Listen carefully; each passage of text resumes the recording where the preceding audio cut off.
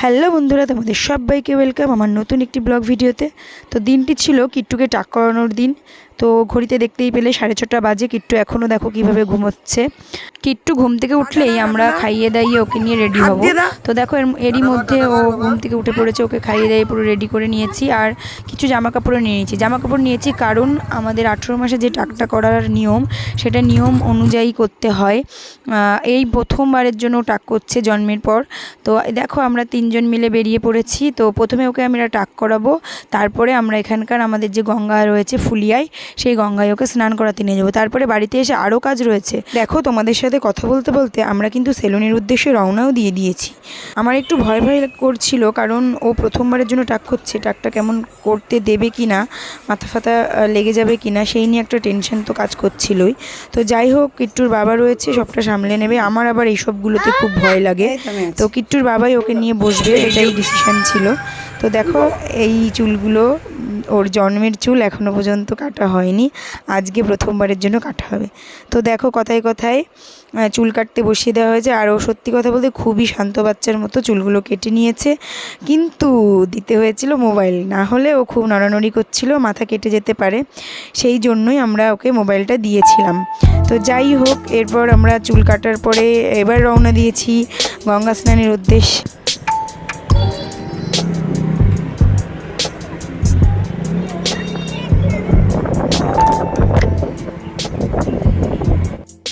তো দেখো আমরা গঙ্গায় পৌঁছেও গেছি। এই দিকটা দিয়ে নামা যাবে না, তো আমরা যে দিকটা দিয়ে স্নানের ঘাট, সেই দিকটা দিয়েই নামবো। এই দিক দিয়ে ঠাকুর ফাকুরগুলো বিসর্জন দেওয়া হয়, তার জন্যই ঘাটটাকে ওইভাবে তৈরি করা।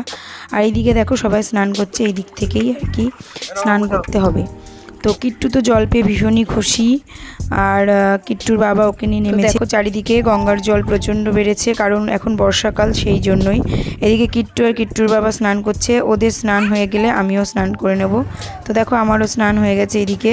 তো এরপর আমরা বাড়ির উদ্দেশ্যে রওনা দেব। বাড়িতে গিয়েও রয়েছে আমাদের প্রচুর কাজ। তো বাড়িতে আজকে লোকজন আসবে, সেই সবও রয়েছে। তবে চিন্তা একটু মুক্ত, কারণ বাড়িতে রয়েছে কিট্টুর পিসিরা, তো ওরাই সবটা সামলাচ্ছে, আমার অতটা চাপ নেই। তো লোকজন এসে গেছে, আমি বাড়িতে এসে দেখি। তারপর দেখো মাংস কষানো শুরু হয়ে গেছে। মাংসটা রান্না করছিল আমারই মেজো ননদ, মানে কিট্টুর মেজো পিসি, আর আমি ভিডিও করছিলাম। যাই হোক, ওরা সবটা সামলেছে। আর বাড়িতে এসে দেখি সব কাজ পরিপাটি করে হয়েও গেছে। তো যাই হোক, ওদেরকে অনেক ধন্যবাদ, কারণ না হলে প্রচণ্ড প্রেশার হয়ে যেত কিট্টুকে নিয়ে এসে তারপরে সব কিছু করা। তো যাই হোক, এরপর দেখো কিট্টুর যে নিয়মটা আর বাকি আছে, 5 তরকারি ভাত দিয়ে আজকে ওকে খাওয়াতে হয়, প্লাস পায়েস। তো সেইটাই বসিয়ে দেওয়া হয়েছে। ও একাই খেতে শুরু করে দিয়েছে। পটল ভাজাটা খাচ্ছে দেখো কিভাবে।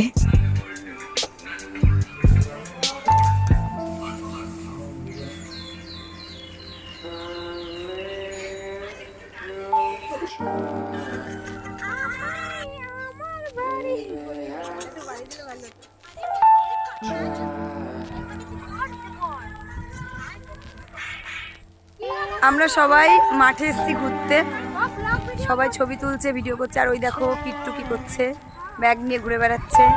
তোরা সবাই রিলস করতে ব্যস্ত, কিট্টু দুষ্টামি করছে বলে আমি একটু ব্লগ করে নিলাম।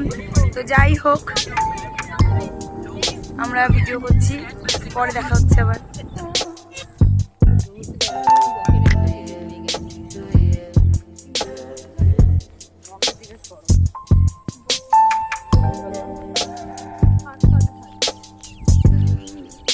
Bye.